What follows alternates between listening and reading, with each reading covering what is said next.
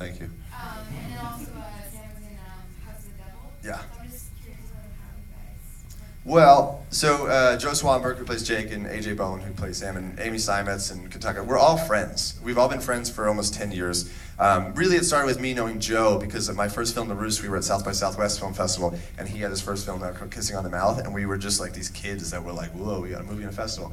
And we just became friends, and we've been like friends and collaborators sort of ever since. And when you meet like-minded people, like the way I did Joe, or like the way it ended up being Amy, or the way it ended up being AJ or whatnot, you just stick together because you're like, well, I like you as a friend, but I also like you as a collaborator, and I think you're really talented. And so I was able to have control over this movie to where I wrote the movie specifically for everybody. So it's really great when you can write a movie for somebody and then have that person play that part because A, you know what it's going to be, and B, they can expand upon it in a way that's like really great. And it can be more natural, and I think this movie was all about sort of having really naturalistic performances, which I think all these guys excel at. But so on the one hand, it's just like pleasant to be around people you like. It makes it it's very traumatic making a movie, and it makes it a little bit easier. But also, I think like the reason we are friends, and they're not in the movie because we're friends, we're friends because we're like-minded, and because we collaborate, and because we want to see this, we want to tell the same stories, we want to help each other do that. So same thing with like Your Next, the reason everybody's in that movie is the same reason. It was like Adam's movie, let's go. And I think Joe made a movie called Drinking Buddies that's out now that I have a part in as well. And it's just like we just try to sort of stick together because I think we share the same sensibilities. We have time for one more question. Right there. Yeah, I just want to say first of all, I'm a big fan. I think all your films have a great atmosphere to them.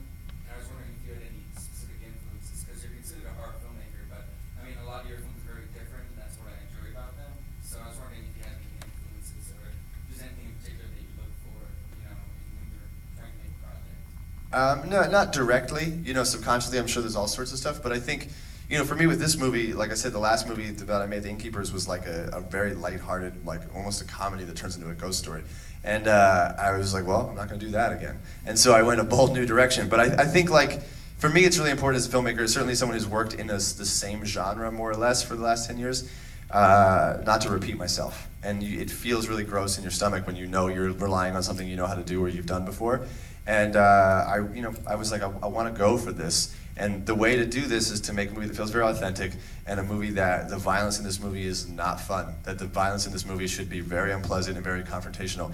And that was just a really important thing to me, is that this movie feel relevant to today, and that when the stuff starts going bad, that it's really tough to sit through, because I think that this kind of stuff does happen, and I think that it's debatable on whether this is a horror movie or not, but I think that it's certainly the most horrific movie I've made. But I think that